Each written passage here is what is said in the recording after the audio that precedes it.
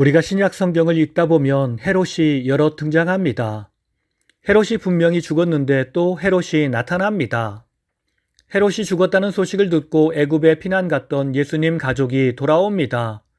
그런데 예수님이 십자가를 지시기 전에 재판을 받을 때 또 헤롯이 등장합니다. 성경에 나오는 헤롯을 좀 구분할 필요가 있습니다. 그래서 오늘은 헤롯 가문을 살펴보도록 하겠습니다. 첫 번째 헤롯 대왕 기원전 73년 출생. 헤롯의 아버지는 이도메네아의 안티파트로스이고 어머니는 나바테아 왕국의 페트라의 공주 키프로스로 헤롯은 이들 사이에 태어난 둘째 아들이며 그의 가문은 이도메네아의 부유하고 유력한 가문이었습니다. 이도메네아는 유대 남쪽의 지역이며 마카베오 가문의 요한 힐카누스에 의해 정복당한 후 유대교로 개종했습니다. 따라서 헤롯은 유대인이 아니라 에돔에서 태어난 외국인이었고 이는 유대 사람들이 헤롯을 싫어하는 원인이 되었습니다. 그래서 헤롯은 유대 사람들의 마음을 얻고자 솔로몬 왕 시대의 영광이 담긴 예루살렘 성전을 다시 세우고 로마 군인들이 함부로 드나들지 못하도록 하는 유대교 우대 정책과 수도시설 개선 사업을 실시했습니다. 안티파트로스는 폼페이우스나 카시우스와 같은 로마의 유력자들과 좋은 관계를 유지하고 기원전 47년 유대의 행정지방관으로 임명되었고 25살이던 아들 헤롯을 갈릴리의 총독으로 임명했습니다.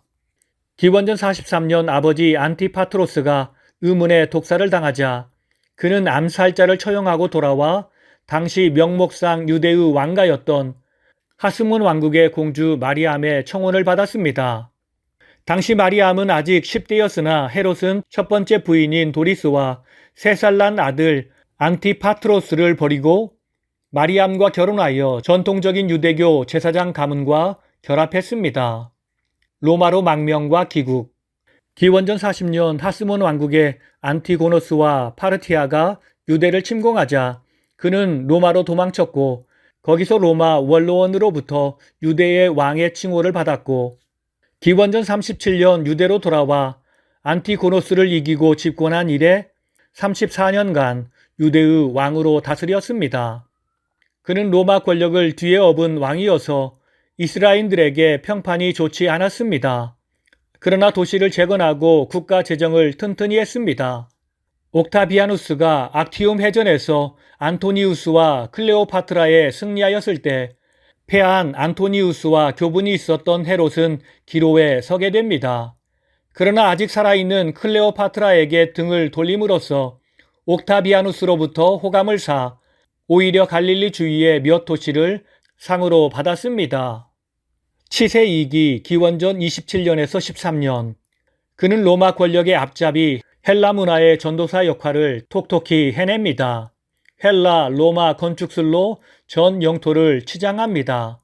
사마리아를 재건하고 지중해 연안의 많은 도시에 헬라 건축물을 세웁니다. 가이사랴 항구도 그리고 후에 마지막 로마 항거 거점이었던 마사다 요새도 이때 만들어집니다. 그는 에스라 느헤미야 시대에 재건되었다가 중간 시대에 다시 폐허가 된 성전을 2배나 더 크게 재건하는 대역사에 착수합니다.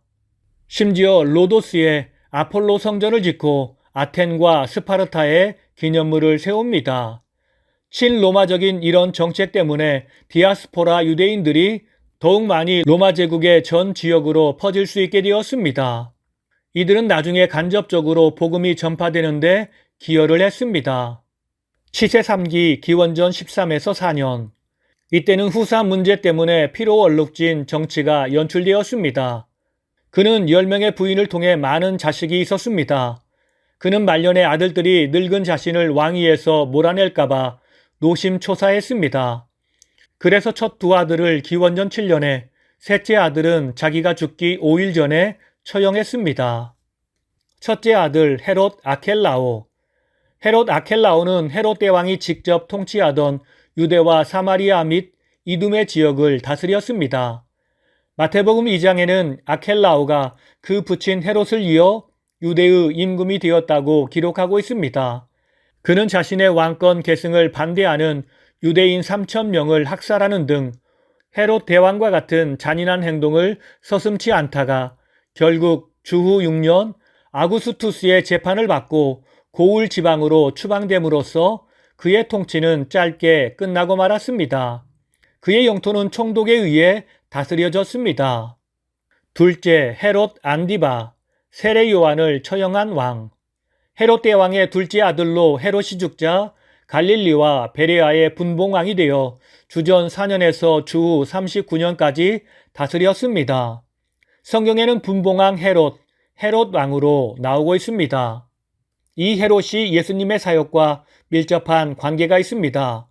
이 헤롯은 아우구스투스를 이어 로마의 황제가 된 디베료에게 자기의 충성심을 입증하기 위해 갈릴리 호수 서편에 디베랴 도시를 건설했습니다. 갈릴리 호수를 디베랴 바다라고 부르는 것은 이 도시 이름에서 유래되었습니다. 이 헤롯은 그의 이복 형제였던 헤롯 빌립의 아내였던 헤로디아와 재혼합니다. 이것 때문에 세례 요한의 책망을 받게 되자 그는 세례 요한을 감옥에 가두었습니다.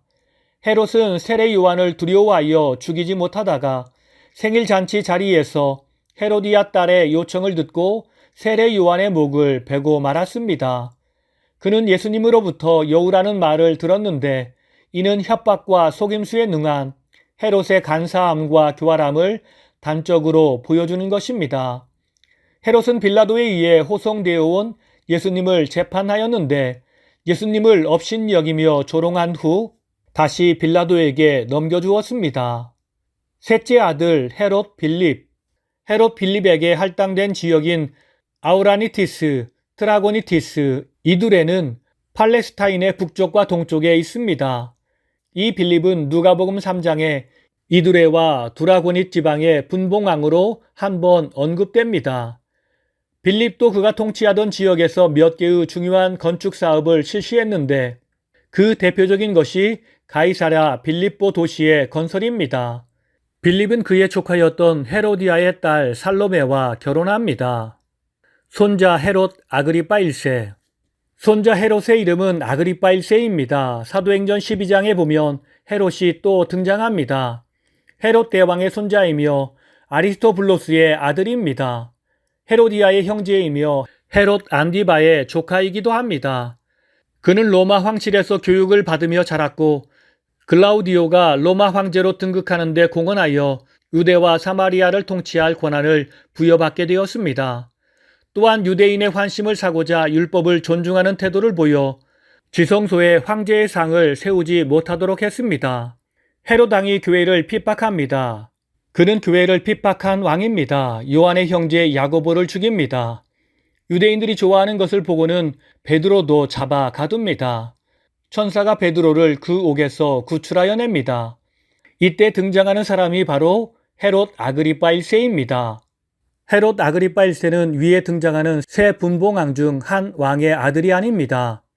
헤롯 대왕의 또 다른 아들 아리스토블로스의 아들이었습니다. 이 헤롯은 영광을 하나님께 돌리지 아니하므로 벌레가 먹어 죽었습니다. 손자 헤롯 아그리파 1세에게는 아들 하나와 딸 둘이 있었습니다. 아들이 이어 왕이 됩니다. 딸 이름은 버니게와 두루실라입니다. 두루실라는 로마 총독인 벨릭스의 세 번째 아내가 됩니다. 증손자 헤롯 아그리파 2세. 아그리파 1세의 아들입니다. 그의 아버지가 죽었을 때는 17살 어린 나이여서 부친이 다스리는 지역은 로마 총독이 다스리게 되었습니다. 주후 50년 칼키스 지역을 다스리는 왕이 되었으며 후에 갈릴리 분봉왕이 되었습니다. 그는 누이 버니게와의 근친 상간을 범하여 유대인들에게 지지를 받지 못했습니다. 가이사랴의 베스도아에게 문안하러 갔을 때 구류되어 있는 사도 바울을 보게 되었으며 바울의 변증을 듣게 되었습니다. 그는 바울의 변증을 듣고 바울에게서 죄를 찾을 수 없었지만 가이사에게 호소하였기 때문에 석방시킬 수 없다고 말했습니다. 헤롯 왕과의 마지막 통치자로 70년 예루살렘이 정복되었을 때 로마로 가서 로마의 행정관이 되었으며 100년경에 죽었습니다. 다 함께 기도하시겠습니다. 이 세상의 모든 것들을 주장하시되 악인들의 손길까지도 섭리하시며 인도하시는 주님, 우리가 그 악인들을 보며 부러워하지 않게 하시고 그들이 하나님의 거룩한 능력과 심판을 받을 것임을 기억하며 우리가 그들을 경계하며 항상 말씀대로 살아가는 주의 백성이 되게 하옵소서. 오늘 또 우리와 함께 하시는 예수님의 이름으로 감사하며 기도드립니다. 아멘.